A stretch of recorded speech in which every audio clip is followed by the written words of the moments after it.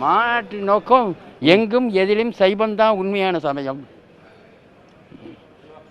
ஏண்டா திருவள்ளுவர் கல்வினாமை பற்றி சொல்லியிருக்கார், புலால் மருத்துவரை பற்றி சொல்லியிருக்கார், பிறநயாமையை பற்றி சொல்லியிருக்கார். சைவ திருவள்ளுவரே சைவர் தான். சைவ சமயம் அதை தான் சொல்லு, எல்லா உயிரையும் நேசி, அன்பே சிவம் என்று தான் சொல்லுது. அதை உணர்த்து.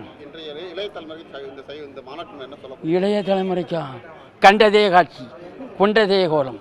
ஒரு சினிமா ஆக்டர் காதை குத்திக்கிட்டா காதை குத்திக்கிறான், அவன் குருவி கூடு மாதிரி வச்சுக்கிட்டா குருவி கூடு மாதிரி வச்சுக்கிறான், அவன் மூக்கார்த்துக்கிட்டா இவன் மூக்கார்த்து. இப்படி சினிமா பைத்தியங்களா ஐயராரு. எப்படி இருக்கணும்னு ஒரு பண்பாடு கலாச்சாரம் உள்ளவர்களாக இருக்க வேண்டும். ஒரு மருதுபாண்டியரை போல இருக்கணும்,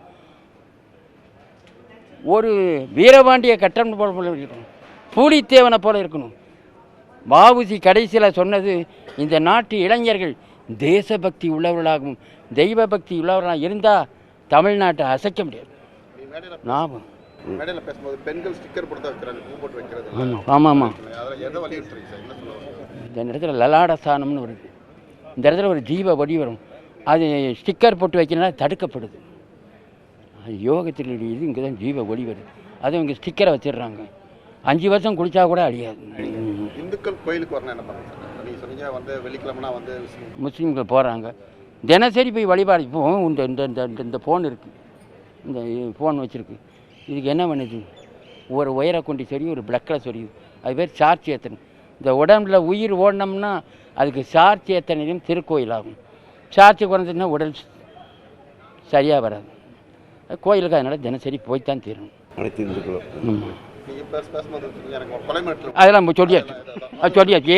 ஏதோ நான் பாகிஸ்தானை பற்றி சொன்னேன்ல, அதெல்லாம் நீ முன்னமே சொல்லியாச்சு. அதெல்லாம் நடந்து முடிந்த கதை. ஆமாம், நம்ம நாட்டுக்குள்ளே வந்து 26 பேரை சுட்டு தள்ளுறான்னு நம்ம இழிச்சா வாங்களா? அதுக்காக முடிச்சிடணும் பாகிஸ்தானை. Close to the Pakistan. வேண்டாம் வேற வேணையே வேண்டாம் ஐயா, எனக்கு சேகர் பாபுக்கும் பைத்தியம்.